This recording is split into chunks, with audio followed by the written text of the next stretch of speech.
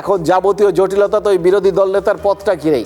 তৃণমূলের তরফে এই যে শোভনদেব চট্টোপাধ্যায়কে বিরোধী দলনেতা হিসেবে মনোনীত করে যে চিঠিটা দেওয়া হয়েছিল স্পিকারকে, যে চিঠিটা লিখেছিলেন সর্বভারতীয় সাধারণ সম্পাদক অভিষেক বন্দ্যোপাধ্যায়, তারপরেও তো শোভনদেব চট্টোপাধ্যায় বিরোধী দল নেতার মর্যাদা পাননি, কারণ বিধানসভার তরফে বলা হয়েছিল সমস্ত তৃণমূল বিধায়ক শোভনদেব চট্টোপাধ্যায়কেই যে বিরোধী দল নেতা হিসেবে মেনে নিচ্ছেন সেটা নিশ্চিত করতে তৃণমূল বিধায়কদের সই লাগবে, একটা রেজলিউশন নিতে হবে যে ওনাকেই আমরা সিদ্ধান্ত নিলাম যে বিরোধী দল নেতা করব। তো এই সই সম্বলিত রেজলিউশন বা আবেদনপত্র সেটা জমা পড়ে গেছে তো বিধানসভায়, এই অবধি ব্যাপারটা ঠিক আছে, কিন্তু সমস্যাও তো সেখান থেকেই শুরু। এই সই দেওয়ার ক্ষেত্রে এই জালিয়াতির অভিযোগ উঠেছে আবার তৃণমূল কংগ্রেসের বিরুদ্ধে, মানে নবতম দুর্নীতি, যে দুর্নীতি সেই অর্থে আগে কেউ কখনো সেভাবে শুনেছেন বা জেনেছেন কিনা জানি না, একেবারে অনন্য, মানে কোয়ালিটির দিক থেকে একদম টপ ক্লাস।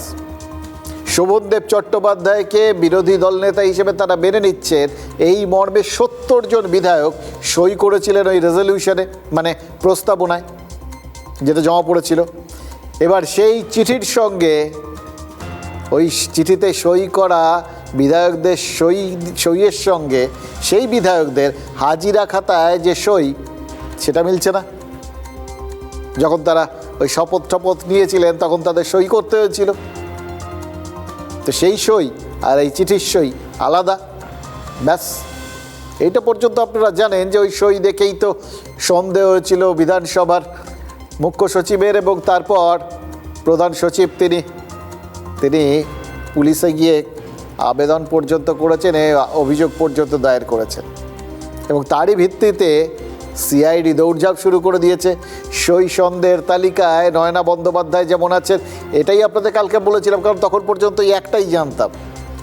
তারপর দেখলাম কুণাল ঘোষ, বাহারুল ইসলাম রাও রয়েছেন, এমনকি দীর্ঘদিনের বিধায়ক রাজ্যের প্রাক্তন মন্ত্রী চন্দ্রনাথ সিনহা এবং তাপস মাইতির মতো তৃণমূল বিধায়কদের সই নিয়েও বিধানসভার সচিবালয়ের সন্দেহ রয়েছে। সোজা কথা হচ্ছে, বিধানসভার সচিবালয়ের মনে হচ্ছে শোভনদেব চট্টোপাধ্যায়ের প্রতি বেশি করে সমর্থন দেখাতে গিয়ে কয়েকজন বিধায়কের সই গোঁজা মিল দিয়ে চালাতে চেয়েছে তৃণমূল, মানে সোজা কথায় প্রক্সি সই মেরে দিয়েছে।